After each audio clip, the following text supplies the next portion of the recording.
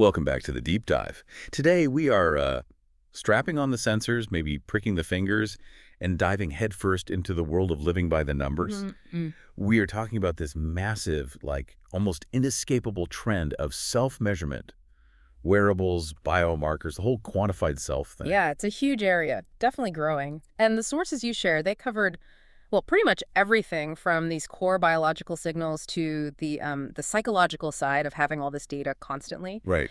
So our mission today really is to cut through maybe some of the consumer hype, try to pull out what's genuinely useful knowledge. Yeah, figure out what this flood of data actually means for, optimizing your health. Exactly. We definitely need to figure out what the tech is really good for, and maybe more importantly, when does that drive for data cross a line? Yeah. From being empowering Yeah. to becoming, well, an obsession. A real tightrope walk sometimes. So let's start with the basics. The movement itself, it's called the quantified self, or QS. And it basically just means using tech to track, well, almost everything about your body and what you do. Right. And the core idea, the philosophy behind it is pretty appealing, scientifically speaking. If you can measure it, you can improve it. Mm-hmm. The draw is that it kind of forces you off autopilot. Yeah. You stop just guessing about how well you slept or how stressed you are. You get objective data. You get objective data that gives you awareness and then hopefully the power to actually make changes. And the amount of stuff people track now. Yeah. It's kind of astonishing. It started simple, right? Steps, maybe calories burned. Yeah, the basics. But now, people are logging detailed sleep stages, heart rate variability, blood sugar in real time. There are apps for mood tracking, productivity, even digestive health logs. It's aiming for total awareness. Which really leads us to this shift, this evolution beyond just counting steps, into the deeper world of, well, internal metrics. Okay, so we've moved from tracking movement to tracking signals inside the body. What exactly is a biomarker in this context? So a biomarker, a biological marker, it's essentially any measurable indicator in your body that gives you real information about your health status. Think of them like clues your body sends out. Okay. Historically, doctors use these in clinics, to diagnose a problem they already suspected. Right, after you were already sick. Exactly. But now, you don't have to wait for a diagnosis. People are using these biomarkers proactively. They want to see how their lifestyle choices affect things. Like, how is this new workout plan hitting my inflammation levels? Or is this diet actually helping my hormone balance? Precisely. And these new at-home lab tests, plus the wearables getting more sophisticated, they put this data right in your hands. You don't necessarily have to wait for that yearly physical anymore. So what are some key examples people are tracking now? Well, what's interesting is how accessible some really critical signals have become. Take glucose levels, blood sugar. Most people know it's the body's main fuel. But the real insight comes from actually watching how your glucose levels react to things. The food stress. To food stress, a bad night's sleep, even that specific meal you had, it shows you exactly where that energy roller coaster might be starting. And super fast feedback. Okay, that makes sense. And then there are more complex things like inflammation markers. You mentioned C-reactive protein, CRP. Why is that one so important? Think of CRP as like your body's system-wide smoke alarm.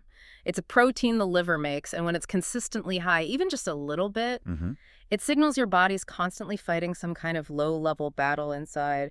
Could be a hidden food issue, chronic stress that's not being managed, maybe even the start of a disease process. It's a critical clue for finding those silent problems, often way before you'd notice any big symptoms. Wow. Okay. And then the big ones, hormones. Yeah. You said they control basically everything. Pretty much. Mood, metabolism, fertility, energy. Yeah. They're the chemical messengers running the show. So what are people tracking there? Well, you see a lot of interest in cortisol, the main stress hormone. If your baseline cortisol is always high, that's a big red flag for chronic burnout. It messes with sleep, metabolism, mood. Right. And conversely, tracking things like testosterone, key for energy, muscle recovery, lets people see the immediate internal cost of, say, overtraining or maybe dieting too hard. It helps you see that internal chaos caused by outside stressors, gives you a chance to adjust. Okay, got it. So these internal signals are really the next level. But if we drill down even more, what are maybe the top 3 metrics that our sources kept bringing up, the ones getting the most buzz or maybe debate right now thanks to wearables? Okay, yeah. We definitely have to start with heart rate variability, or HRV. HRV, it sounds complicated, but the concept is actually pretty straightforward, isn't it? It's not just your heart rate, but the tiny changes in timing between each beat measured in milliseconds. Exactly right. And that variation, that tiny difference, it's controlled by your autonomic nervous system, the fight or flight versus the rest and digest system. So a high HRV generally means your nervous system is flexible, it's adaptive, it's rested, ready to handle whatever comes its way, stress or training. And low means? A low HRV suggests the system is kind of locked down, it's stressed, fatigued, maybe fighting something off, or you've overtrained. It's often called the ultimate recovery metric. Okay, but here's the thing I hear a lot. These devices give you a score every single day. And people freak out if it dips, right? They treat that one number like it's gospel. Yeah. Is the trend the more reliable signal here? Oh, absolutely. That's the main caveat. You really hit it. HRV is super individualized. Your baseline is your baseline. A single low score doesn't mean much on its own. So what does matter? What matters is seeing a consistent downward trend over, say, a couple of weeks, or a really sudden, sharp drop that often signals you might be getting sick or under significant stress. You need that context. Context is key. Okay, so if you do want to improve your HRV trend, what are some specific actionable things the sources mentioned? Those deep dive tips. Right. This is where you shift from just tracking to actually intervening. The goal is usually to boost the parasympathetic side, that rest and digest system. Makes sense. So key things people try include stuff like vagal tone exercises, things like controlled humming or even gargling vigorously. Yeah. Focused diaphragmatic breathing, like deep belly breathing for maybe 5-10 minutes, especially before bed. Okay. And surprisingly, short bursts of cold exposure, like finishing your shower with 30 seconds of cold water. It's like a small controlled shock that can help make the system more resilient over time. You track the trend line to see if it's working for you. Interesting. Controlled stress to build resilience. Okay. Moving on, the second huge trend you flagged, continuous glucose monitors, CGMs, but for people without diabetes. Yeah, this is a classic example of technology crossing over. CGMs were purely a medical device for managing diabetes. Now you see the biohacking community, wellness enthusiasts, using them for intense glucose biofeedback. And the promise, the claimed benefit, is hyperspecificity, right?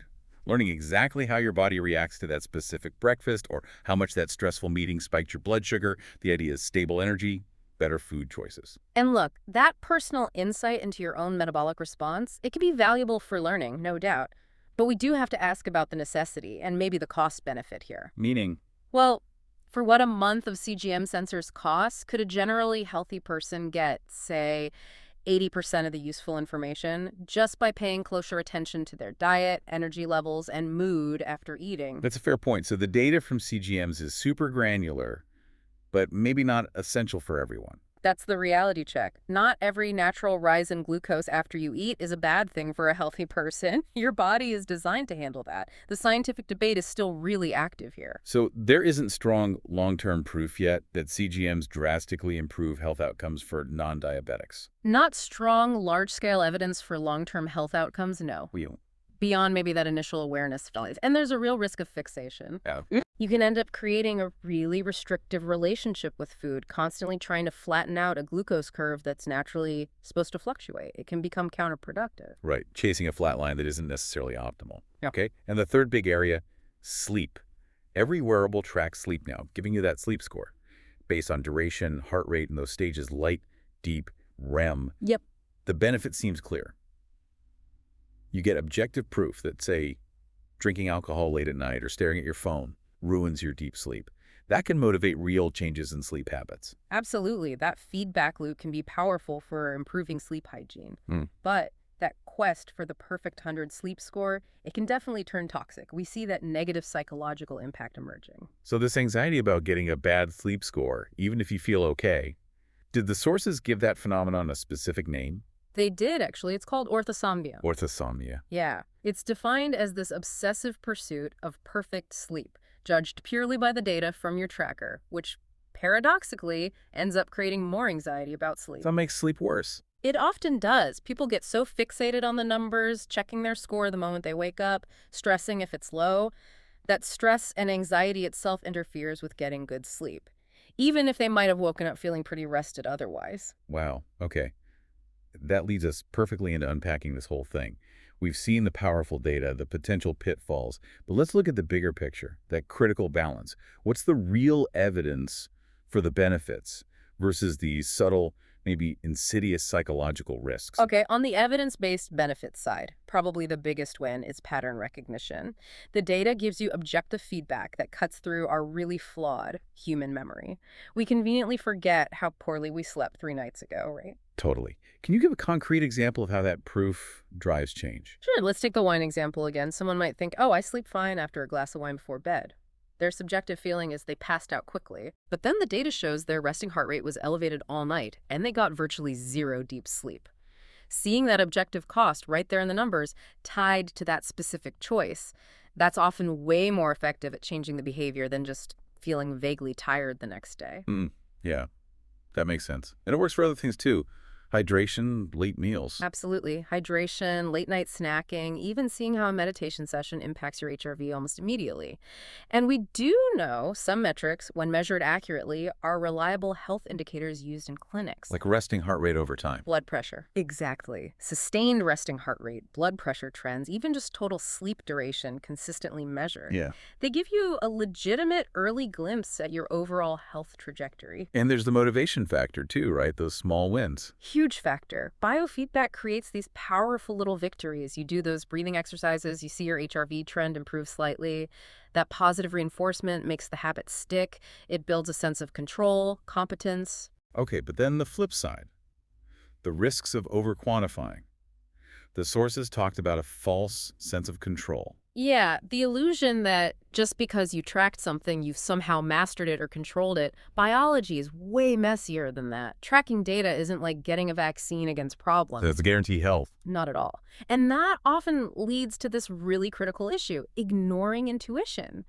People literally stop listening to how they actually feel. How does that play out? You might wake up feeling genuinely fantastic, totally refreshed, full of energy, but your wearable gives you a low recovery score, maybe a 65%. So what do? You cancel your workout, maybe skip seeing friends because the device says you're not recovered.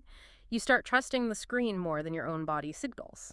That's a major disconnect. Yeah. And then there's the whole black box issue you mentioned earlier, inaccuracy and lack of regulation. Right. We have to remember, most of these consumer wearables are marketed for wellness, not as medical diagnostic tools. They aren't held to the same FDA regulatory standards. So the data could be off. Yeah. Or based on algorithms we don't understand. That can be inconsistent, yeah. And it's often based on proprietary algorithms that companies don't fully disclose.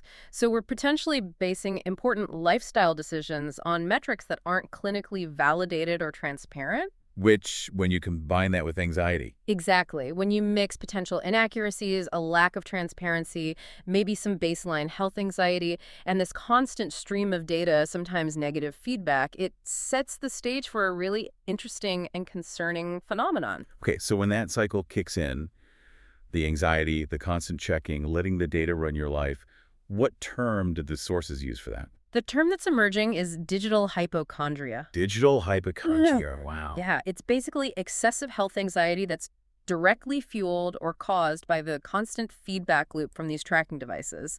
The mechanism is pretty clear, and it's self-reinforcing. How does that loop work? Device gives a signal the user sees as negative, maybe low HRV, poor sleep stages identified. The user interprets that not just as data, but as immediate physical danger or failure. That interpretation spikes their anxiety. Which makes them? Makes them check the data even more often, seeking reassurance or confirmation of the danger, which of course just deepens the anxiety, creates this dependency on the tracker's approval. So the psychological impact is huge. The very tool meant to enhance your life ends up restricting it. That's exactly it. It can shrink your world. People start actively avoiding things they enjoy or even necessary things like certain foods because they're terrified of what the data point will look like afterwards. Skipping dinner with friends to protect their sleep score or avoiding carbs to keep a flat glucose line. Okay, so for you listening, diving into this potentially overwhelming world of data, the goal isn't necessarily to ditch the tech altogether. Right. It's about using it smartly. Precisely. You need clear rules. Boundaries. The sources suggest seeing wearables as mirrors, not mandates. They reflect information. They don't dictate your actions. You're still the driver. Right, you're in charge. And focus ruthlessly on the trends over time. Ignore the daily emotional roller coaster of a single score fluctuating. Look for the patterns over weeks or months. And probably the most crucial piece of advice. Pair the data with your intuition. Always. Trust how you actually feel in your body. The critical moment to take a step back, maybe even take the device off for a bit, is when the data consistently causes you stress. Or when it messes with your relationship with food or rest. Exactly. Or when it just flat out contradicts your lived experience. If you feel amazing, ready to go, but your device says you're practically on death's door, trust yourself. The device is likely wrong, or the metric isn't relevant to how you feel right then. So wrapping this up, health tech offers these incredible tools for self-awareness, potentially real improvement. But data, without the right perspective, without that self-trust, can easily become just another source of stress. It absolutely can. The goal shouldn't be this relentless chase for perfect numbers, constant green scores across the board. So what is the true goal then? Maybe the true goal of all this self-tracking is actually discernment. Developing the wisdom to know when that screen is giving you genuinely useful insight, and when it's time to look up, trust your gut, and just live your life. That might be the most important metric to improve.